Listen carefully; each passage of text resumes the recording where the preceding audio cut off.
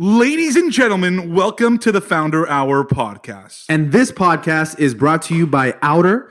Outer makes the world's most beautiful, comfortable, innovative, and high-quality outdoor furniture, all from sustainable materials, and is the only outdoor furniture with a patented built-in cover to make protecting it effortless. From teak chairs to fire pit tables, everything Outer makes has the look and feel of what you'd expect at a five-star resort for less than you'd pay at a big box store for something that won't last. Pat, and you know how much I love five-star resorts. Oh yeah, I do. And as you know, Pat and I spend a lot of time outdoors, and we love hanging out on our outer couches. We're certain you'll love it too. For a limited time, get 10% off and free shipping at liveouter.com.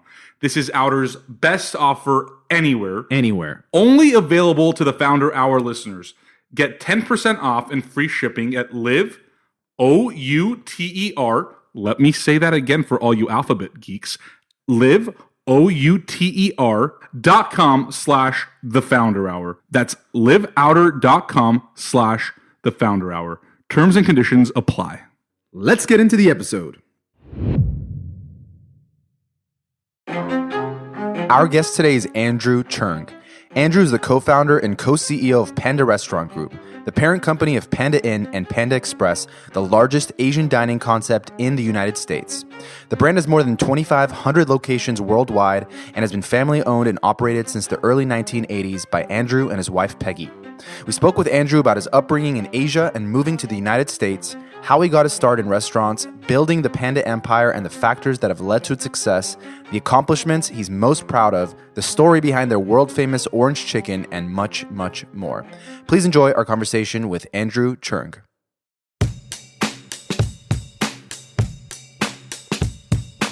So Andrew, we like to take it way, way back to when you're born, where you were born, to give our listeners some sort of an introduction to your life before you became an entrepreneur, before you started Panda. So talk to us a little bit about where you were born. I was born in China, and in a very small, well, not small, China, a lot of people, right? I was born in the farming community next to the river. It was we lived literally where by the rice field and, neighbors, and I remember that much. Mm-hmm. Well, actually, I don't. I don't remember that much because I don't remember. Then I went back. Mm-hmm. So you were young when you moved out of China. I left when I was about 5 years old. Mm. And was that to Japan, Taiwan? No, to Taiwan. Well, my dad worked in Shanghai, and in those days, as a cook, so you work all year round, and you don't have a day off. There's no day off period. Okay, and so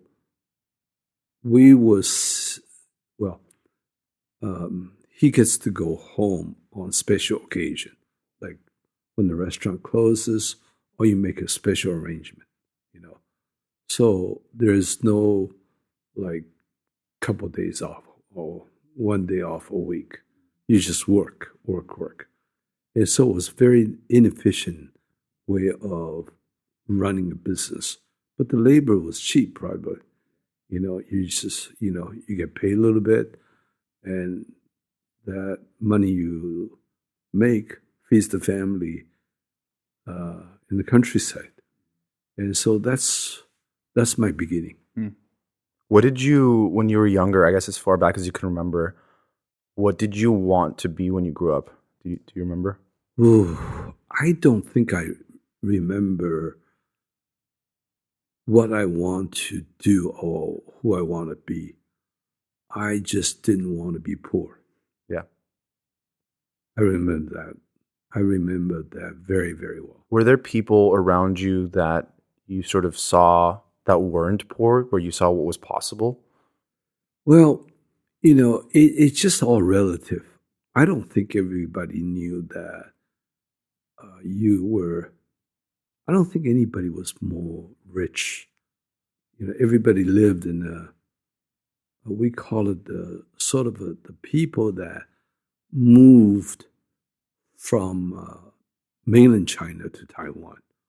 Okay, they live in a part of the community.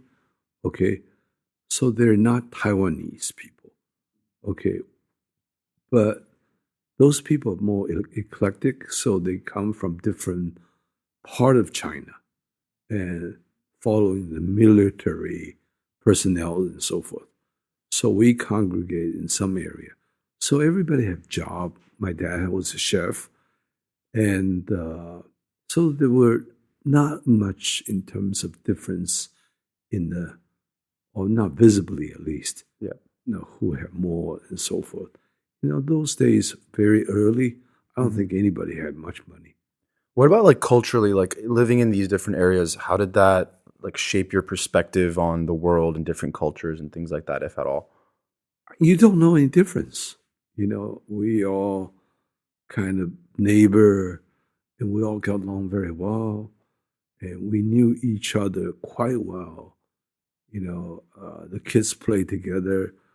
I mean, there was no basketball. You just hang around, right? And I don't remember anything particular. I do remember, for example, people share food.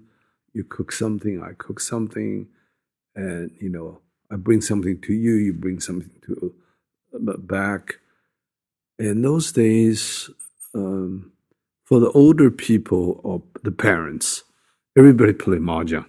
My dad did, my mom did, our neighbor did, and that's like a favorite pastime, right? Mm-hmm.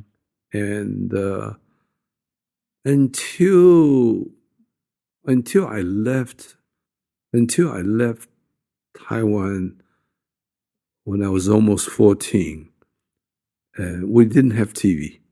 We don't have TV.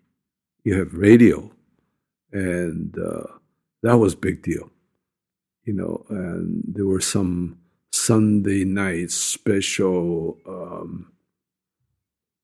TV play. Oh my God, they were very popular and very enticing, Actually, they just started to have TV, like one, in a public area that everybody congregated, So that was what? Early 60, like 59, 60. Yeah. Around that time.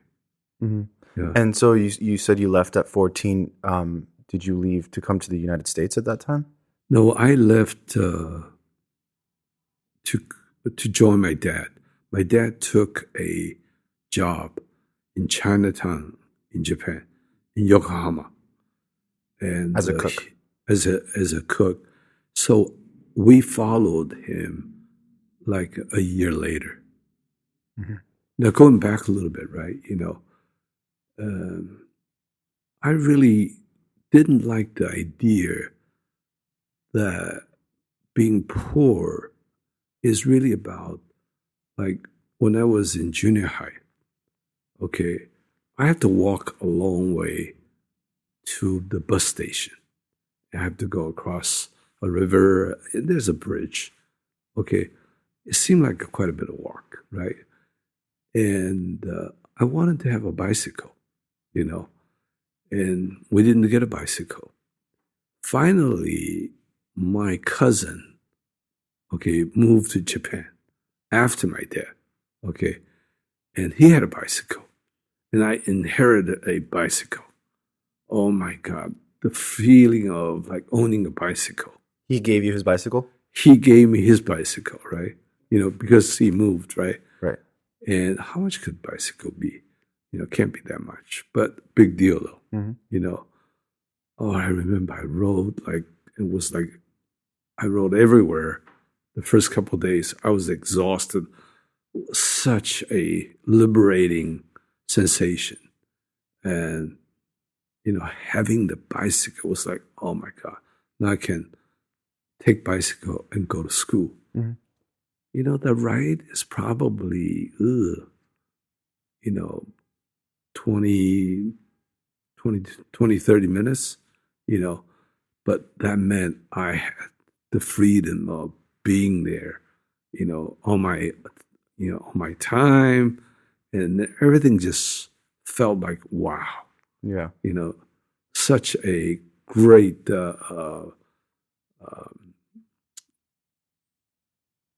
change, huge.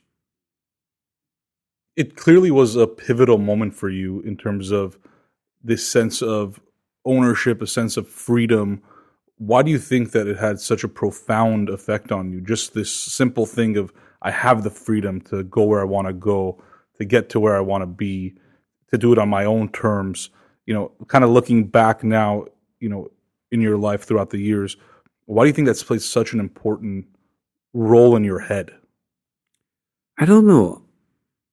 I think personality has a lot to do with it. And I think I'm a good planner. You know, so I always was thinking, you know, what I want and things like that, you know.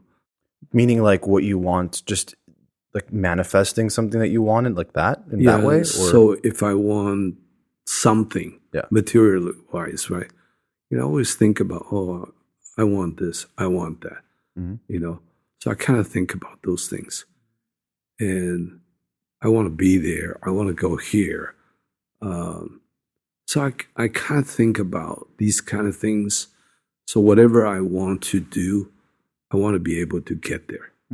What's your process for that? Do you have a process? I mean, like you visualize, you have a goal, you visualize it. Is there more to it than that? I don't have a process. I'm very creative that way. You know, so I think about something, then I kind of go back to it. I think about it. I make a little discovery. I do something. I make changes. So I put myself into that situation and then stay in there. Now, I may do that with several things, you know. So I don't write it down necessarily because I think about it. Then I, you know, kind of inch myself forward in the ways that I do. Yeah. And I get there, and then I find something else. I want to get there, right, and things like that. Yeah. Andrew, you talk about your dad being a chef. I'm curious, did you guys have good food at home? And what sort of role did that play earlier on in your life? Well, we were never dealt that way, you know, in terms of like the needs. And I remember my mother would talk about it to say, you know, when we first moved to Taiwan, and she would be very embarrassed that we didn't have food. So she had to go and buy a little bit of flour or something like that, and to make food. And that was tough. And she still remember. She would say, "Oh, you know," what neighbor would say, "Oh, what's in that?" You know, so I bought a little bit of flours to make something different, to change flavor. In fact, that's the only thing that we're gonna eat. Yeah. So when did you end up coming to America, and was that for college or? Yes. Yeah. Yeah. Well, you know, in Japan, the overseas Chinese, you know, we moved to Japan. My Japanese is okay, speaking Japanese, but read and write, you know, forget it, right? Yeah. You know, and all throughout my school years in Japan, it was not a big deal, and never really focused. And it was very interesting that actually I had predecessor, you know, somebody that came here, you know, to go to school in Kansas. Well, they're the only people I know. So they told me about it, and and I had to like figure out how to get there. Okay, and we didn't have transcript, and and we certainly didn't have transcript in English, so I had to create it. I had to put ABC. Create your own transcript. Oh yeah, Just put whatever grades you wanted. whatever number I wanted to put, I could put, right? 97, 98, 92 and a half. Well, Throw a B in there. enough for me to be accepted. Yeah.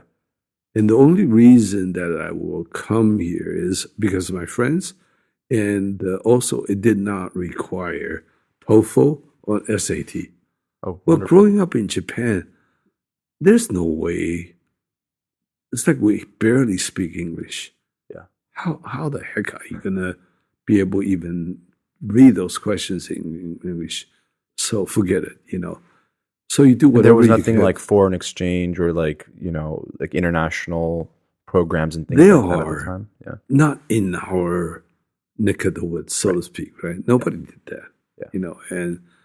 And today the school is much different now and much well run. They hire English teacher, and This is back in Japan. in Japan. I still go visit Yeah. there. So coming here was a struggle, frankly, and with my dad's salary, we don't expect to go back to to visit on vacation. Yeah. So Once you come here, you're pretty much here for You're a set. long time. you're Yeah. set, right? You're set for, and you don't use telephone because I think each minute in those days cost like $3. Okay, you're right. And so when you go to school, and you have a mailbox in the post office. Like a That's P.O. how box. small P.O. box. As yeah. a student. As a student, so you don't get too many letters anyway, but that's a highlight. Mhm. You go, you check on your mailbox, hope you get something. And the sense of sort of without family, Yeah. the importance of family, and it was very interesting. It's like, there's a bit of loneliness, like out of placeness, Mm-hmm. when you come here. And you came by yourself. I came by myself. And were you somebody that you were able to make friends pretty Oh quickly? yeah. We make a lot of friends, and then we also have. I went to a very small college called Baker University in Baldwin, Kansas, and the whole population in the school is like 400 at that time, So it was very small, and I would say maybe Asian or Chinese students, there were probably 20, 30 of us. Out of So- 400. Yeah. And, There's less than throughout 10, different grades, right? So we all know each other, and we all see each other. And, some of them, their families are here, and not that many. And most of us, we stayed in the dorm, and, when the vacation comes, like Thanksgiving or Christmas, well, everybody's going home, right? And, we stay in the dorm, and we cook, and we do whatever we do, And so it was kind of, little less than what you want, Yeah. because you can't see your family, right? Right. I saw you studied, I think, mathematics, right? Mhm. What was the thinking behind that? Did you have like a career in mind with that? Like, did you want to be a professor or go into engineering or anything like that? Or what was all through that? The reason I took math is because there were no English in there, so I could Yeah. at least follow that, Right, makes sense. And And Peggy actually is a much better student. Is And your Peggy wife? is your wife. Yeah. And so when we were study together, She was also at Baker? she was Baker. And also doing before. mathematics, right? She's actually pretty good in science, math, and other subjects, physics and other things. So she will actually explain to me, teach me better than the professor. She will make it simple, and I would actually understand it and be able to take a test and pass. And so there's a difference. And so I took courses like German. Well, the reason I took German is because that professor is very friendly. He doesn't flunk people, So to get by, basically to get by, and same thing, even with grad school, we went from, actually Peggy went from Baker to Oregon State. Then we all met back in University of Missouri for computer science. But they were very beginning of computer science. So the department is called Applied Math. Got it. People think I'm a math genius. Please. Okay, nothing like that. Yeah. So when you and Peggy met, was it like an instant connection? Like you met in college and you started dating right away, or what was the? Yeah, I was there freshman year. She was there second year, So anybody pretty coming new, you pay attention. Yeah. We hit it off, Yeah. Yeah. Were her parents here, or they were also in Japan? Her parents were in Hong Kong. Okay. Yeah. And we have people from Hong Kong. We have people from, other places as well, Southeast Asia. Yeah. Did your parents have any sorts of plans to come to the U.S.? No, not at the beginning. Yeah. So every summer in my school years, every little vacation, I was working in New York City because my father's friend got me a job. So In finance? no, in a restaurant. Got it. So every little vacation that I had, I would make myself available to go to New York City. And in fact, all throughout my student years, there was a waiter job for me every year. Did you enjoy that? Yeah, I was very comfortable with it, and it was a good source of income, and you save some money that way, It was good. It was good. What restaurants were you working? What type of restaurants were you It working? was a in? Chinese restaurant on 94th and Broadway. It's not there anymore, Yeah. And the restaurant opens like for lunch, dinner, and late dinner. So they close at 1 o'clock. 1 a.m. 1 a.m., yeah. So you either work from 11 in the morning until 9, or you could do a late shift from not 5 o'clock, like you come in before 5, right? From 5 o'clock until 1 o'clock. So there were 2 different shifts, and sometimes I do both. When you were there, did you get any sort of exposure into the business of running a restaurant that maybe inspired you in some way, maybe subconsciously, to eventually want to get into the food business? I was really getting by. I was not, I would say not focused. It's like nothing to think about. Yeah, you weren't thinking on those terms. nothing You to were think just I'm just about, working to make money. But as far as I can remember, though, when I was in school, in high school, and when I had a responsibility to be appointed by the teacher as the sort of student in charge like a representative. Yeah. In our class, we only have like maybe 20 people. Okay, very small classes. I felt like anytime I was giving a responsibility, I was pretty responsible. So actually, with my normal work, always going back to New York, if I would be natural to go back and go back to open restaurants. I would do whatever in New York.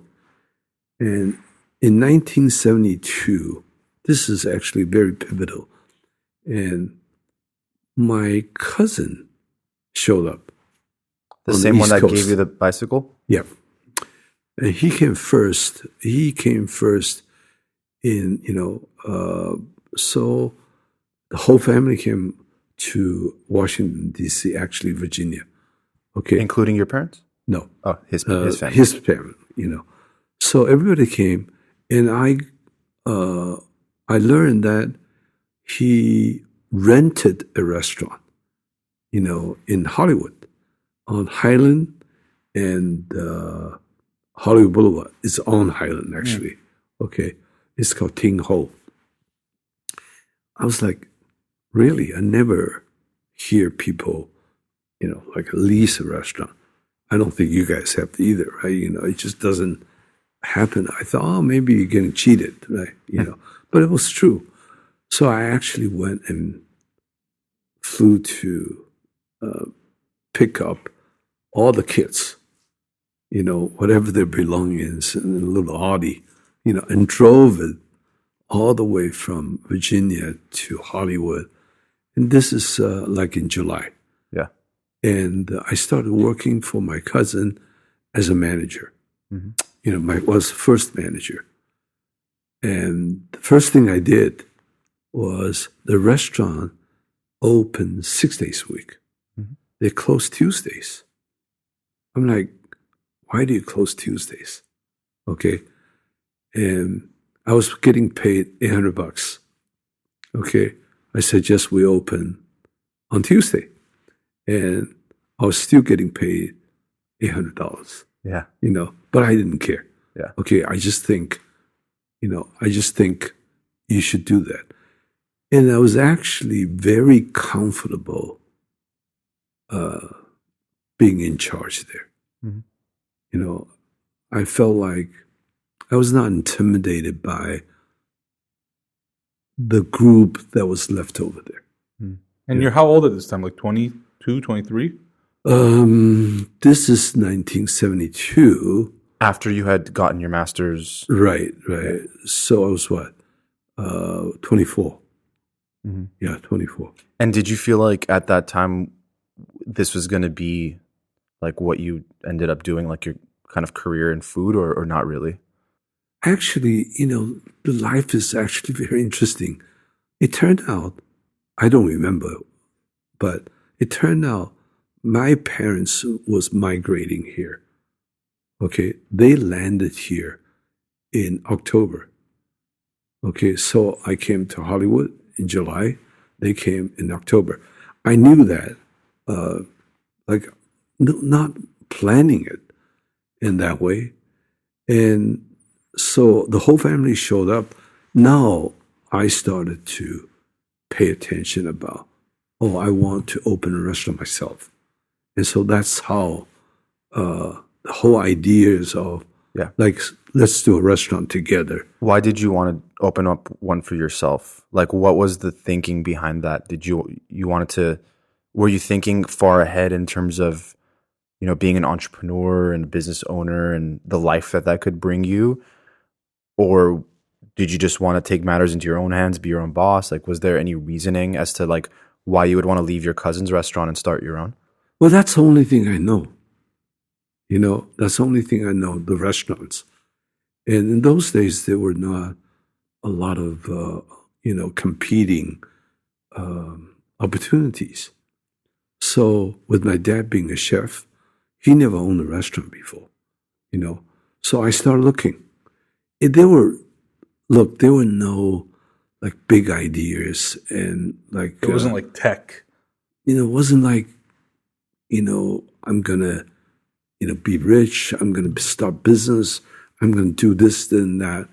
It wasn't at all like that. It was just like, oh, sure. I mean, Just got to make money.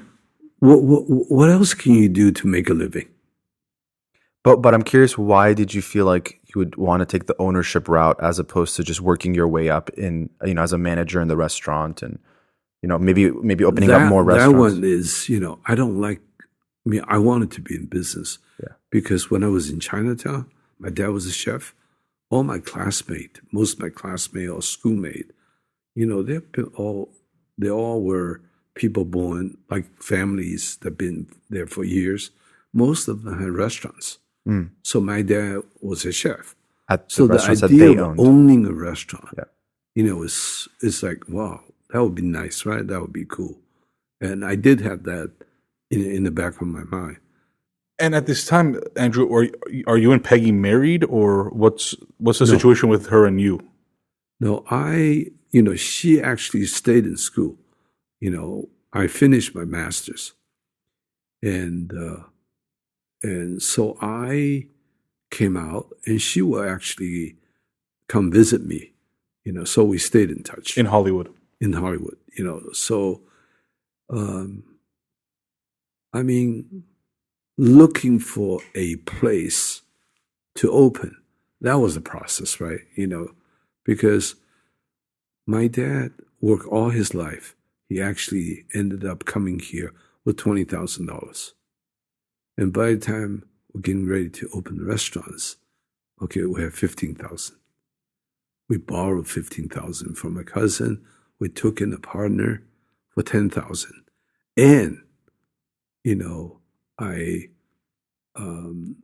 borrowed $20,000 as an SBA loan and signed this much paper, maybe this much paper. Right? And we're talking about the first Panda Inn in Pasadena, right? Yes.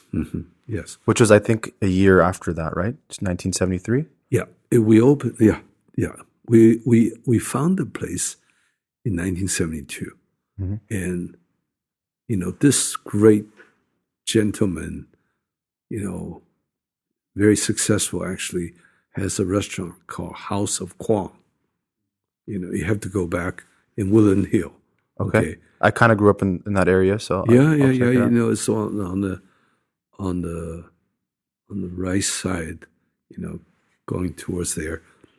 He was very nice, and some crazy broker took me there and would say, Eddie Kwong wants to retire. You could buy his restaurant. I'm like, where do I have the money, right? So it wound up, we found a closed restaurant on Foothill Boulevard. That's where we are, okay?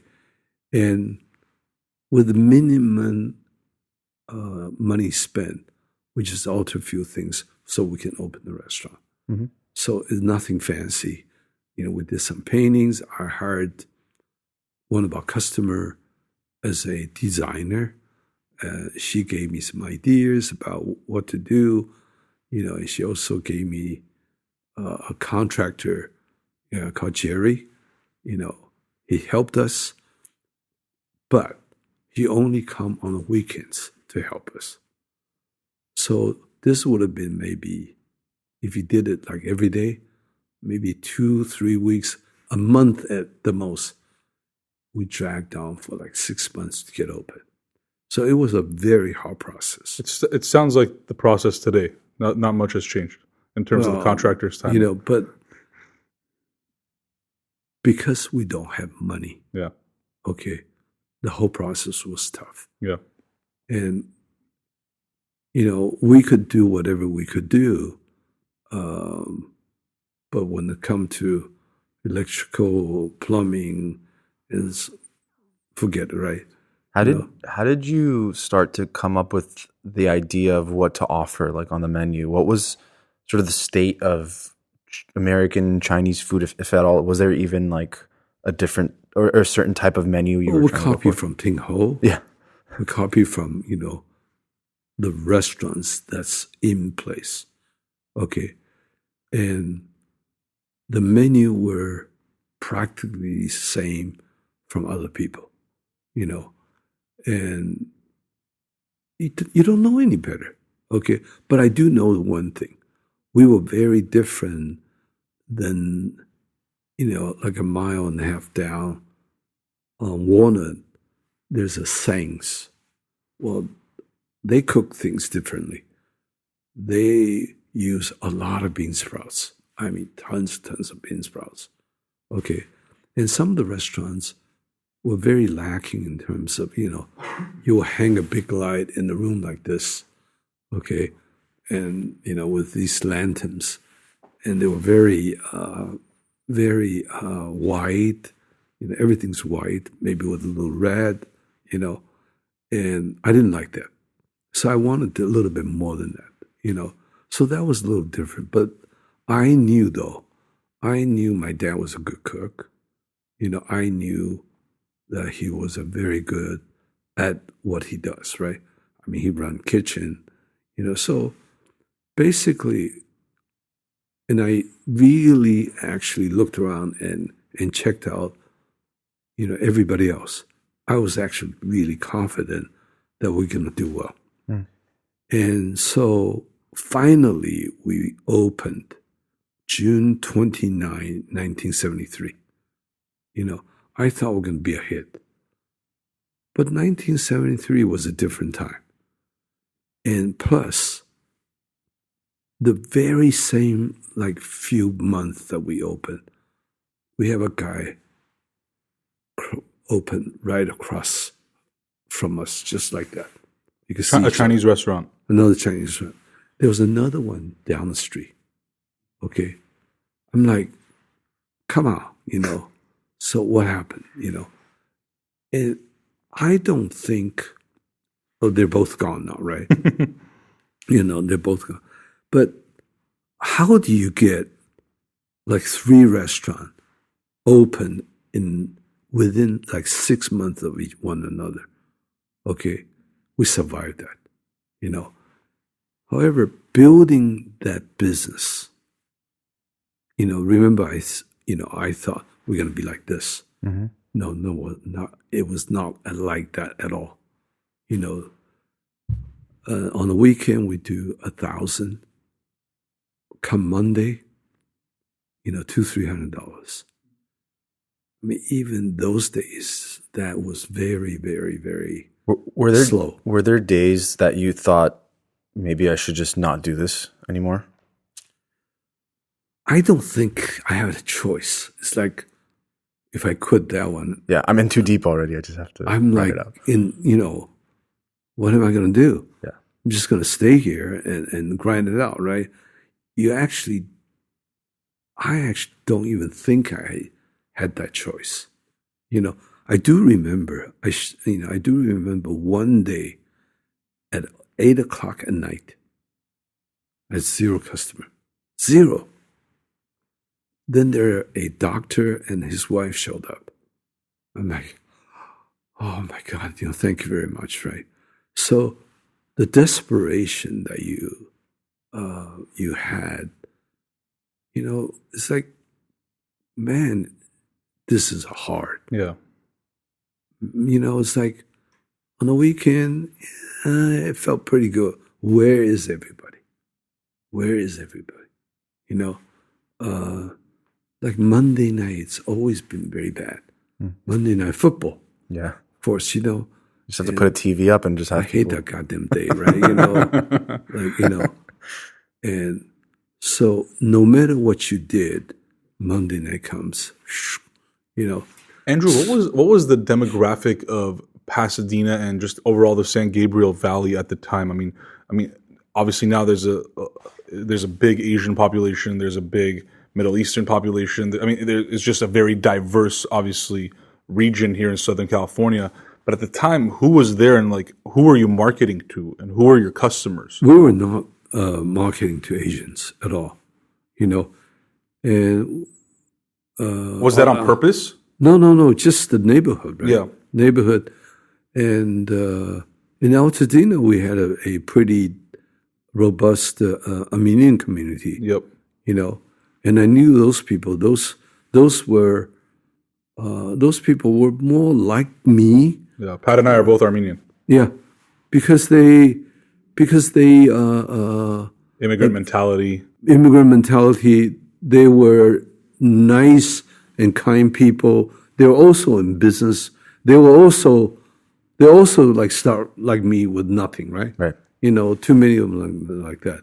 So we know quite a bit of those people. They're very nice. Yeah. Yeah. So We'll let them know that they're doing a good job. So I guess at what point do you start feeling like, okay, we're onto something, the business is starting to go somewhere and people are starting to come and you're, We doing well? actually started there was a big change. We bought a liquor license. And a friend of my dad helped us to co-sign a loan so we could buy a liquor license. We don't have a bar. Yeah. And, you work with one of these beverage company, they rented us a little stand. We stuck that in the kitchen. Okay, that was the beginning of a bar. Mm-hmm.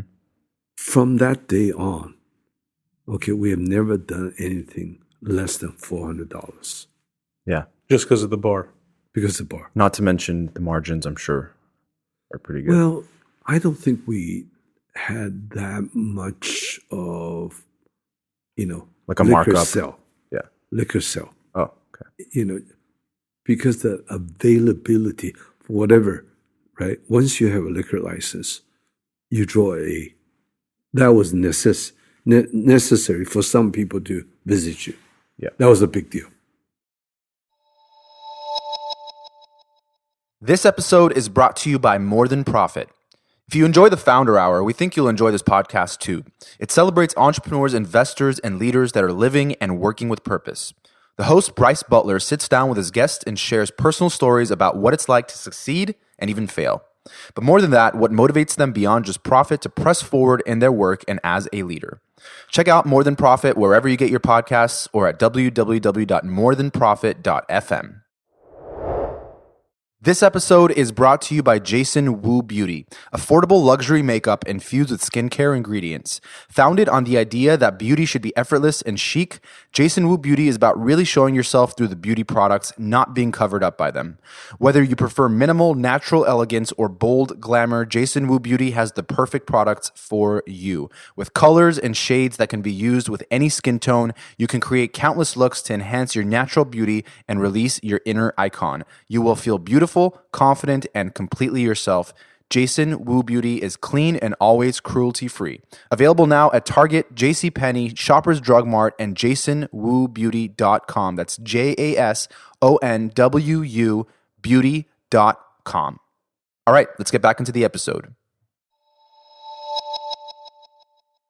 So I think it was, I want to say like somewhat like 10 years or so after you opened Panda Inn, right? When Panda Express came about. Am I right? Yes. How did that whole thing come together? I think it was in the Glendale Galleria was the first location, right? Right. Actually, I separately had a restaurant. Okay, about 5 years into Panda Inn. So I took my house, okay, hogged it all, and collateralized. I lived in Glendale, in the old Phillips Road on the mountainside. Nice place. And opened a restaurant in Chinatown called Plum Tree Inn. I think it was 1978. Okay. And was actually pretty successful. We had very good following.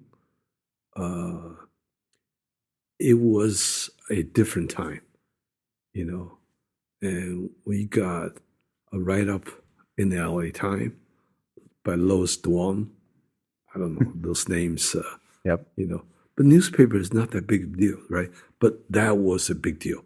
If you got a write-up on Sunday in the LA Times, That's when everyone's reading it. Yeah. yeah. We never made that a Panda Inn. Yeah. Okay. And so What was different about this concept? it was maybe a little bit Asian, more even more Asian. More like authentically Yeah, Asian? more. More the items. Yeah. You know, catfish. Yeah. A few other things. You know, the way it was cooking slightly different. Yeah, so it caught on like very very quickly, and more Asian will come to us. You know, that was And you big said deal. this one was in Chinatown? Chinatown. Yeah, this was on North Hill, right off the freeway, Yeah. right? You know, so and we opened our second Panda Inn in 1982.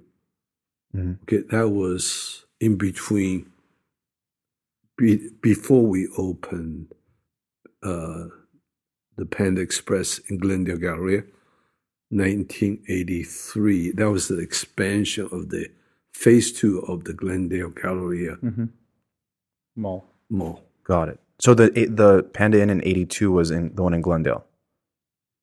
Right. Yeah. On Maryland. Right? Wilson. Wilson. Yeah. Wow, messed up my Glendale streets. Yeah. That's not good. That was good though. That was That good. was great, yeah. So how That did was a paint shop before. Okay. So and I found the place and I bought the place from the owner and he financed for me. Okay. Wow. It's like, must have been a big fan of the Pasadena location or something. well, you know, damn. I mean, you know, like you could buy something and they actually finance me to do it on their property. You know, of course, I would do that now because, you know, they're putting so much improvement, you know, in the restaurant. You're putting so much improvement in there. Yeah. So that was the second one. But Andrew, in that 10 years from 70 or 9 years, 73 to 82, had Panda Inn and Plumtree Inn found enough success where you were now comfortable investing that money into other concepts, or were you still having to borrow and finance these operations so that you're on a path of growth? We were in a different place. Yeah. I would say money was much easier to come by now. Yeah. You know, so money wasn't an issue, and but I never actually went to the mall. Well, I probably go to the mall, but I never pay attention to other concepts. You know, because if I did, I would not have opened a sort of a inline location where I did, right? You know, even though it was actually, you know, it was very, very well done, you know, and I just never did, you know, and I thought, well, what is that like? So I actually, you know, followed it. I actually went to Hawaii and sat in front of Patty's kitchen, you know, for 3 days to learn what's going on with this quick service thing, you know. And I copied that. And, you know, we actually had barbecue, pork, duck, you know, all the sort of barbecue items, you know, which is like very different because that was like very authentic, right? You know. And it turned out actually the quick service was so much easier. It's so much easier. And also it opened the sort of my eyes towards doing business in the mall, in the food court. Yep. Because I opened the restaurant right next to Gary. He had this pizza place called Di Maria, okay? And he taught me a lot about malls and, you know, where they are and so forth. I'm like, oh, really? So then I started to follow the malls, you know, and there wasn't like a Chinese food fast casual. There were, concept? but those days were, you know, you actually were following some expansion in the malls. You know, we opened the West Side in '85. Before that, I think we went to Ali Fair, in Northern California, and in the food court situation. So I went to where they either expanded the malls or the new opportunity. So forget about, you cannot go and open one where somebody's also was already there. So that was great. So I went, to Florida. I went to New York. And you were doing all of this like privately. You never went down a franchising path or wanted to go down that path, right? No. You wanted to keep it as a private family owned. I just, actually, I was the general contractor for the Glendale store. Glendale store is still there, right? So, I worked with my designer. I was like, they call it like a mall rat. So when you open the store in a mall, well, because there are a lot of people that are already there working on other stores. So you can leverage that with other people, like you're an electrician, you're the plumber, you're the, So I hired some of these people and to come and help me build the stores. And I was the general contractor, so I got up like really early, because you start working at 7 or earlier. So I was living in Glendale. I just rode down the hill and I start working. Then meanwhile, afterwards, when the contractor left, they all go home. I would go home and clean up, then go to work at the Panda Inn to do the 9 shift. I want to bring it back to Peggy because I'm sure she was an important part of this story. When did you guys get married? And I'm curious what her thoughts were about all of this stuff that you were doing. Peggy was actually working professionally. She always had a job, and she worked for a subsidiary of McDonnell Douglas. We got married in 1975. Okay. And all along, she had a job. She had a job, right? And until our number 3 daughter were born, because she always worked. Afterwards, around that time, we started to have more businesses now, and she had to quit. Yeah. She was helping with accounting, with the money. She's good at that stuff. Yeah. Like the operational aspect of it, the back end operations. Yeah. But so our job is more like she's on the support side, and I'm the guy that would go get the lease. Yeah. And go like open the store, hire people, things like that. Yeah. I want to talk about orange chicken. Everyone's favorite, right? Everyone loves orange chicken. What's the story about how all that? I think it was you had a chef, Andy. Right. How did this whole thing come together? We worked in Hawaii, and there's a restaurant called Patty's Kitchen. Yep. So Mr. Chong's number 1 daughter, her name's Patty. Got it. So he started a restaurant called Patty's Kitchen. In Patty's Kitchen, in those days, they probably were serving like 2,000 meals. I mean, huge following. And this was Chinese food, or yeah, Chinese it was food, Chinese food Chinese food In Hawaii. In Hawaii, and very inexpensive, very inexpensive. So their plate lunch was $2.45 when we started, and huge following. So we when we opened in the new food court in Ala Moana, which is a cool because you get a space in Ala Moana as a Chinese restaurant. Oh my God, that's very difficult. And not only you get space there, you're going against the mighty giants, Patty's Kitchen. And so we all were eventually going to be in the food court. So we're here. They're like adjacent to us. Yeah. They're bigger than us. They have dim sum. We actually follow them. Okay, they have a chicken. It's called a mini chicken. It's bone-in orange chicken. Okay, we actually took that and got rid of the bone and altered the taste a bit without the bone. Huh. Okay, and Andy did that. Yeah. Okay, and so that became orange chicken.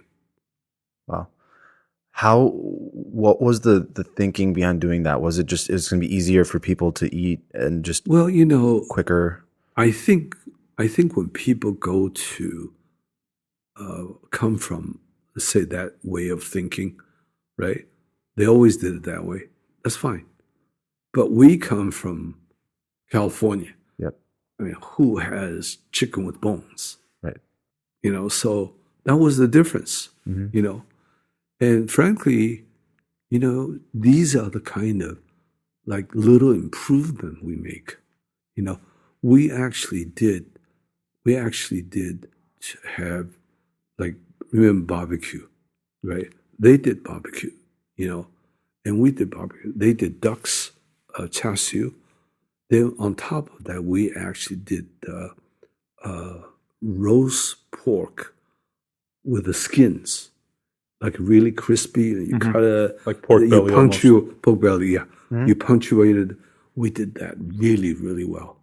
I mean, really delicious too, So anything we did, okay, their food is, I don't think they were, we come from a full service restaurant, so our chef were very well trained, okay, and we didn't have like started with a quick service mentality. So everything we did was pretty particular, okay? And the things that we tried all came from Panda. Right. Okay? The stuff that we sold and was popular, we kept it. The stuff that we, didn't sell very well or didn't present itself very well, we changed. So like my favorite dish is mushu pork. I loved it. It's very hard to present that. We did that, but we did that for a while. It didn't go very far. So we changed it. Right. Andrew, how did you manage, and even today I guess this question is relevant, but how did you manage your time between, new store development, menu development, human resources, Hiring. just everything, right? Like how did you manage being a father, a husband? How did you manage your time? Were you sleeping at all? I mean, like, how was your routine like? My routine is actually, I'm just sort of a get it done kind of person, right? So like people think about, doing something, then they have to figure out like, who do I get help from, So I wanted to open Glendale Galleria. Okay, I went to it. I found out, hey, I could do it this way. I just started getting it done. I probably made so many mistakes. Right. But you did it. But I did it. I got it open. Damn it, it was really nice. The store looks beautiful. I worked with the designer. He helped me with the Glendale design.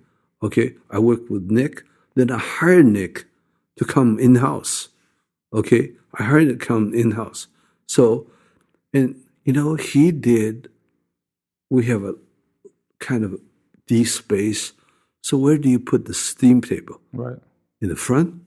There's too many people sitting in the back. In the back, it's too far from the front door. So we finally settled, right? After how many versions?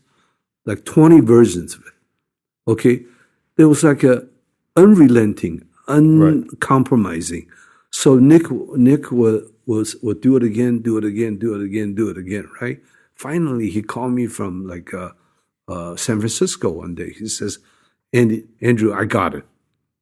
Okay, so he was with us for maybe 15, 20 years, as our chief designer.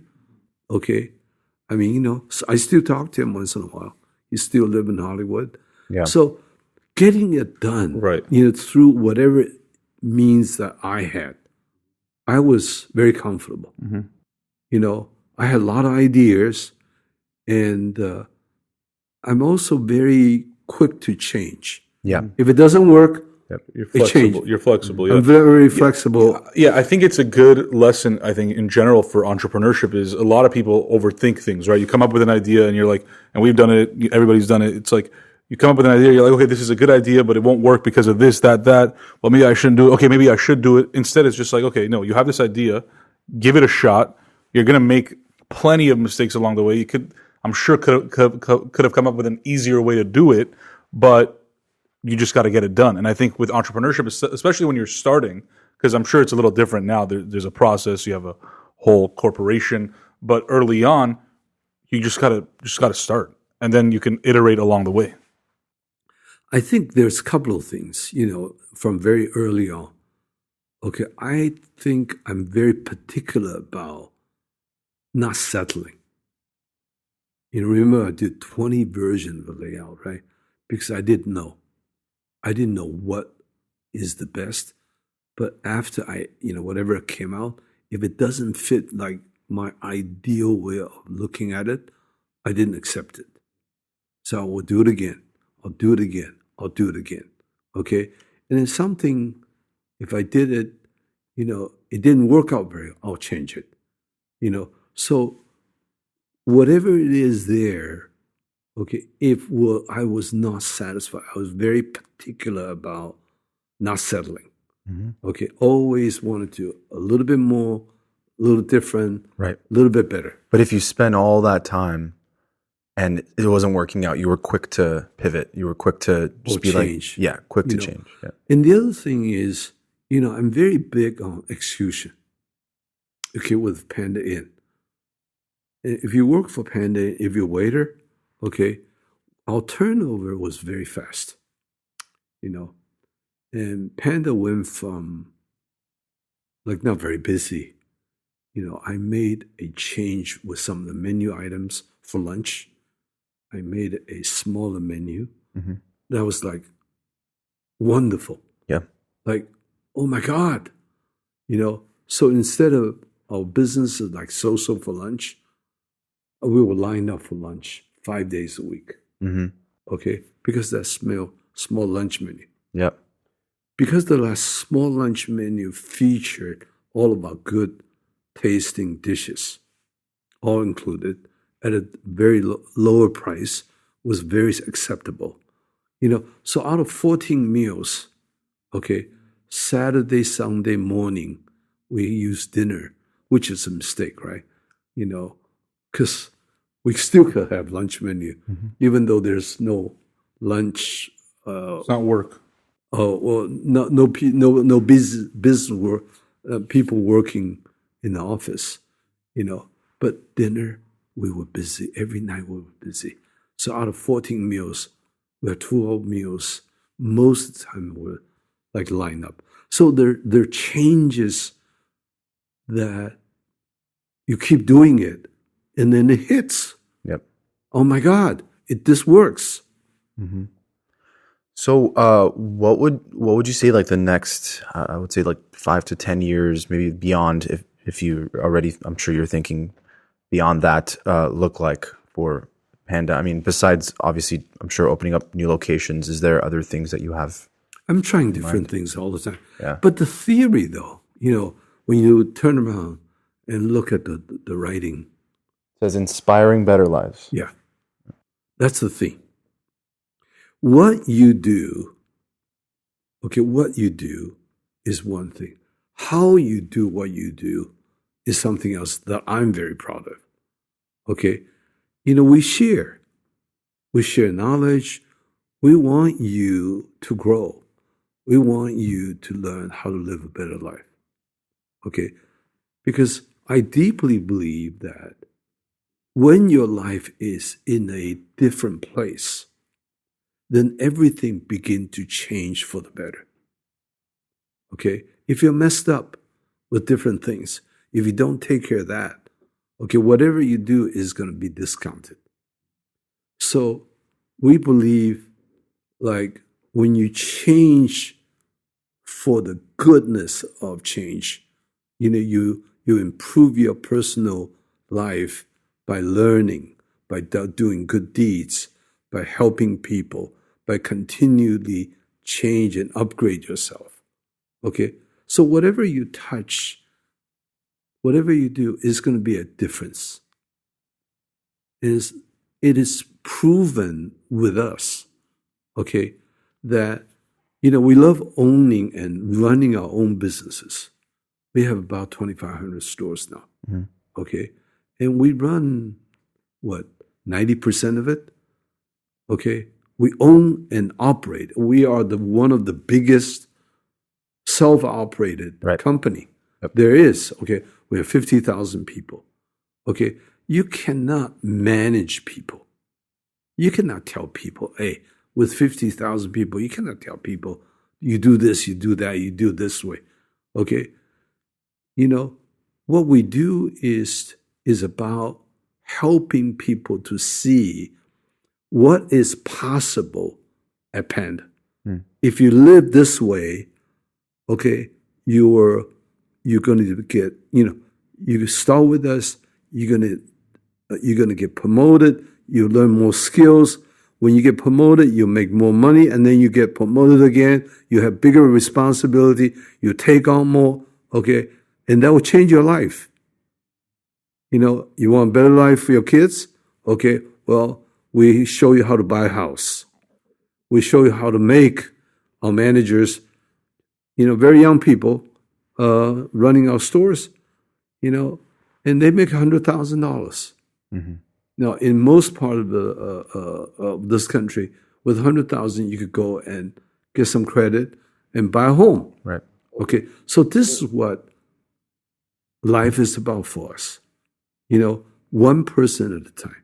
One person at a time. And in this country, we have so many single parents, broken families, and we're doing our job one person at a time. Andrew, I'm curious for you, you start in, obviously before 1972 is when your life starts, but 1972, 1973, the Panda story starts. And it's, like you said, it was just, you were getting by. It was what you had to do. There was really no other competing things going on. And then it grew into this, today, 50 years later, into this massive company.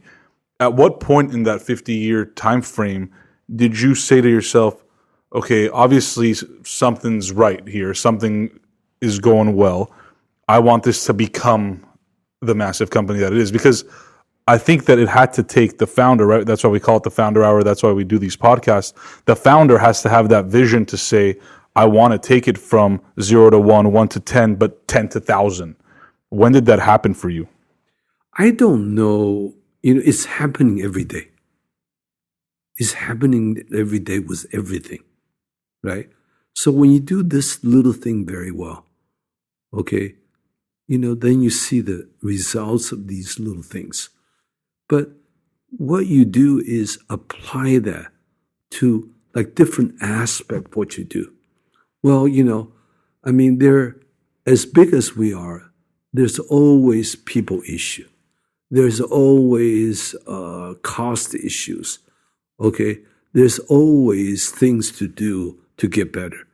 The design get outdated. We're not big with drive-through as an example. Okay?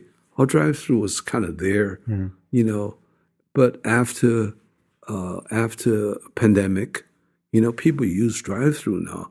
All of a sudden, our drive-through is too busy, and we're not set up very well. We need to change it. Okay, so one thing changes, then the other things has to follow.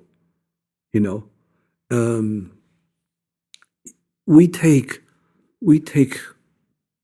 not highly educated people and make them better, so they go back to school.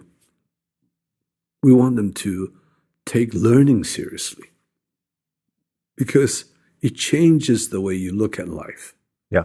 It changes the way you see possibilities. So it's not like forced upon you. I cannot force you to look at things differently. But if you do it our way, hopefully you get what we get. Okay, that's what we're preaching, right?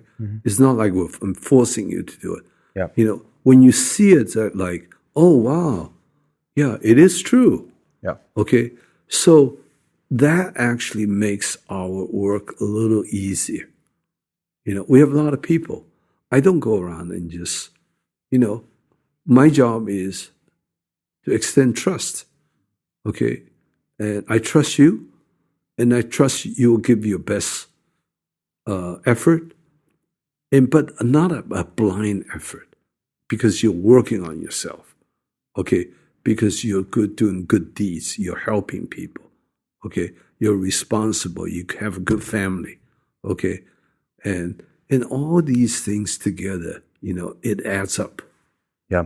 What would you say is like the legacy you hope to leave behind? Let's say 100 years from now, when they're thinking back on you and what you've built and this incredible company, like what do you want people to say? I think I'm living in it.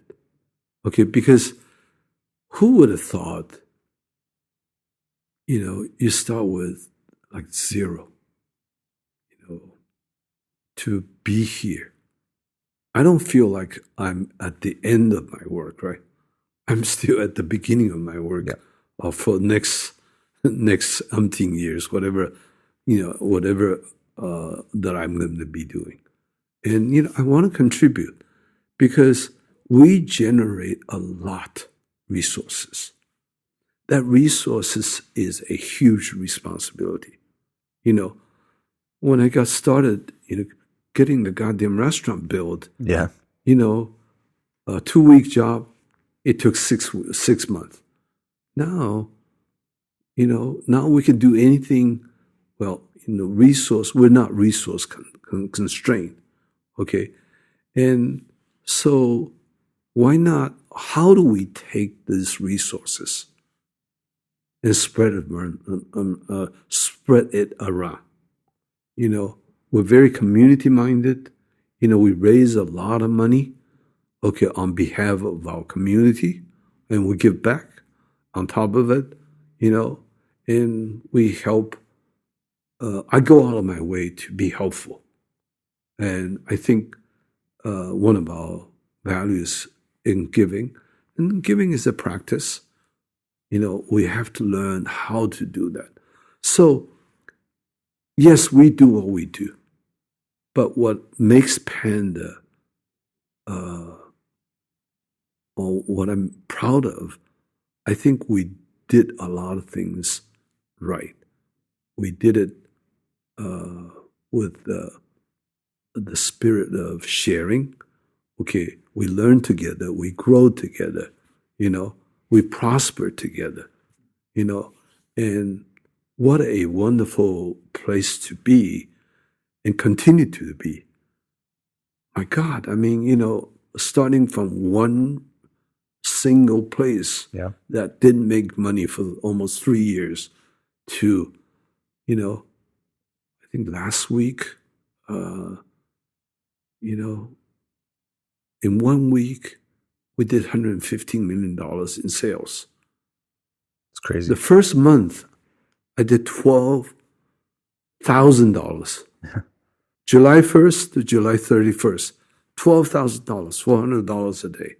50 years, right? Coming up 50 years later, okay, you know, the multiple is unbelievable, right?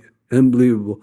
And also, we're providing quality goods at a reasonable price. We want to keep it that way, okay? We want to continue to deliver, you know, quality, you know, value, and also how we do it. When you think about the people that you're coming across at Panda, you say, you know, they keep the restaurant clean. You know, they're nice people. They're helpful to us. I want to come back. Okay, I trust these guys. Well, you know, we do that. We have to continue to do that every day, because people don't feel, you know, people don't come to you by reputation and you don't show up. I mean, we're not, with the labor challenges, you always have to keep up. You have to upgrade. So what we say we're going to do, we actually are able to deliver, right? And that's what life is about. You have to show up. And I think that's a large responsibility. But also, it's a great job. Yeah. I mean, my God, who could have written this, today, looking back? It's not like I'm looking to chase a bigger dream. I'm chasing, how do I do it better? Yeah. How do I share? How do I share the responsibility with everybody? How do we learn together? How do we change together? How do we grow together? How do we prosper together? And it's working. Yeah. Okay. I'm not shooting for like huge this, that, okay, that's never on my mind. And, what's on my mind is what little things that we're not doing very well yet. Why do we have complaints? Why is there issues with this, with that? How do we inspire people so they come to work? They want to go up above and beyond. Be actually very happy to be here, and they do the best. And they have a purpose because they are doing their best so that they can build a better life for themselves and their family. Andrew, you made a very clear decision, obviously, in this last half a century to not sell the business and keep full ownership of it. And I know a few family members now work for Panda. I guess, what is your plan of succession when it comes to the leadership of this organization and then just this organization in general? We actually are very mindful of, we have good plans in mind. Okay. We have capable people, and we want to continue because money is very important. Okay. And that's the resources that allows you to, to invest and to give back. What I think what we have created is a huge responsibility to keep it going, to keep it going. There's a lot of work. There's more work, right? And it's also a very joyful thing. I mean, just think about it. My God, right? But it's a big responsibility. So we have to be educated. We have to get extra help. So we're hiring people. We're upgrading all the time, so we can deal with the challenges that come to us, in the future. Mm-hmm. You talk about investing, giving back. Where have you kind of focused your investments on? Where have you focused your philanthropy on? I personally like to invest things that's related to our business. For example, when we grow, okay, we like to own the real estate. So we are in control. When you work for the malls, the rents goes up every year by 4-5%. Okay, so our profit goes down. But when we buy real estate, the escalation is very, very slow. So our profit keeps growing. That's an example, right? And when we pay better, when our people are doing well, they make Panda a good place to come. They talk to other people because this is how we inspire others, right? because I share with you. When I started with Panda, I started in the kitchen. I didn't do it. I didn't know anything. Well, now, I'm running an area. I'm making a couple $100,000. Okay. I own my homes. I own a second house. My kids are going to school. These are real. These are real stories. So one person at a time. So we just need to do that even more with frequency as we get better. Because I believe when you live your life, you don't have the living challenges. A lot of people, they're homeless now. Well, why are they homeless? Well, some of them had a chance to change it. They didn't. They didn't know any better. Okay? Most people, not most people, a lot of people live in this country. Okay, they don't do enough saving. They have chance to buy a house. They didn't act on it. Okay? Then they can't afford it anymore. You pay the rent keeps going up, and my income stays the same. How is that gonna work out?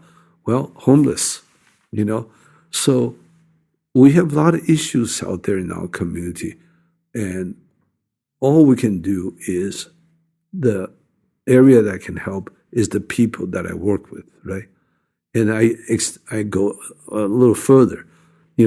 Our philanthropy is children-based. We're one of the biggest supporters for Children's Miracle Network, all the children's hospitals, okay, schools, Boys and Girls Club, So we have to help. We have to help to be a better example, and we will be a help. We'll continue to set an example, for our people, for everybody, I always say we're so blessed to be here. Where else can you do this? And like I said, feel like I'm just beginning. Yeah. Having so much and you could do more, and we're blessed. There are opportunities everywhere here still. As challenging as environment is, we're in a very good place. So we need to go out and do more than our share, and more than our share in terms of helping people in needs. We'll continue to do that. Yeah. Well, Andrew, this has been a wonderful conversation. Thank you for your time. Thank you. Thank you very much.